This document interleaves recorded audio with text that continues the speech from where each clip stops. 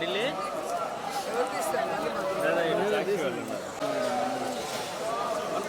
శ్రీనాథ్ అన్న కొంచెం అటు దిగనా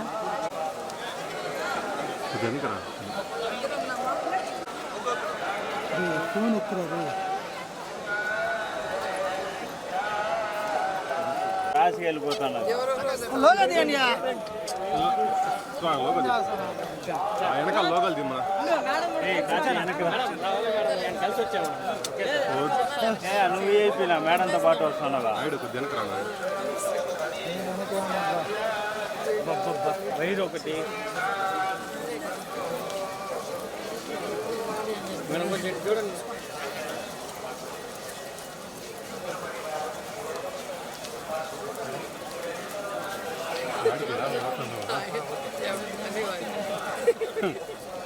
ఓకే మేడం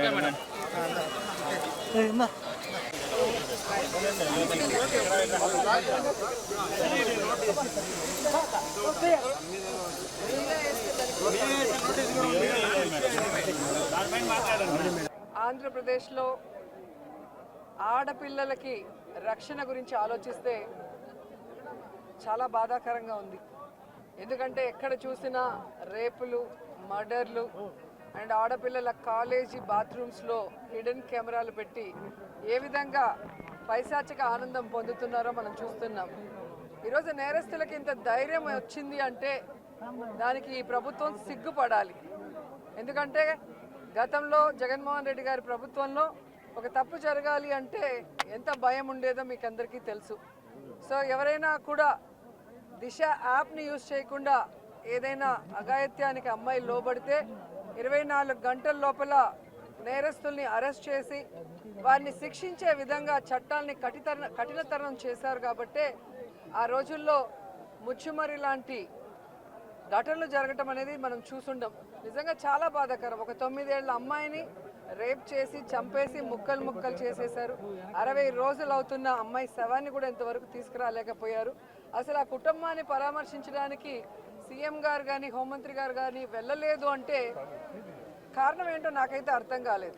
ఎందుకంటే మదనపల్లిలో ఫైల్స్ దగ్ధమయ్యాయి అనగానే డీజీపీ గారిని స్పెషల్ ఫ్లైట్లో పంపించిన వాళ్ళు ఎందుకు ముచ్చుమరికి స్పెషల్ ఫ్లైట్లో డీజీపీ గారిని కానీ లేదా సంబంధిత మంత్రి గారిని ఎందుకు పంపించలేదో నాకు అర్థం కాలేదు.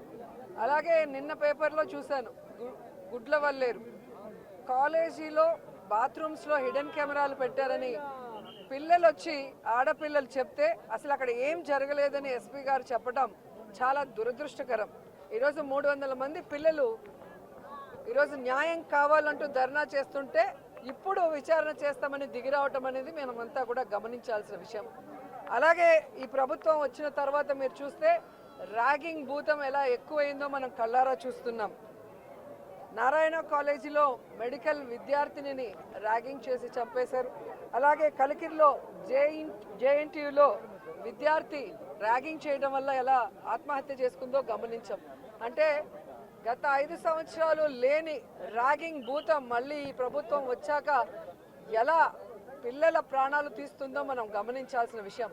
నేను ఈ ప్రభుత్వానికి ఒకటే చెప్పగలను, రెడ్ బుక్ రాజ్యాంగం మీద పెట్టిన దృష్టి ఇంట్రెస్ట్ పక్కన పెట్టి ఆడపిల్లకి రక్షణ కల్పించడంలో గౌరవాన్ని కల్పించడంలో మీరు ముందుండాలని కూడా వాళ్ళని కోరుకుంటున్నాను. మాట్లాడిన తర్వాత అలా అంటే ఎట్లాగా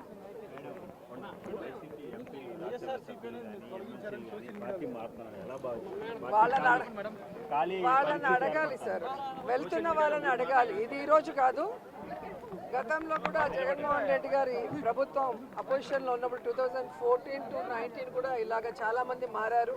మారిన వాళ్ళు ఏమయ్యారో కూడా మనం కళ్ళారా చూసాం. సో ప్రజల చేత ఒక పార్టీ సిద్ధాంతాలు నచ్చి ఎన్నుకోబడిన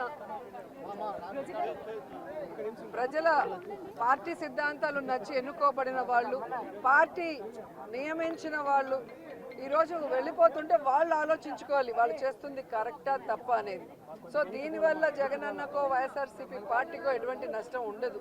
ఎందుకంటే ఎప్పుడూ కూడా పార్టీకి ద్రోహం చేసి వెళ్ళిన వాళ్ళని ఎవరూ కూడా గౌరవించరు, క్షమించరు. పార్టీకి లాయల్టీ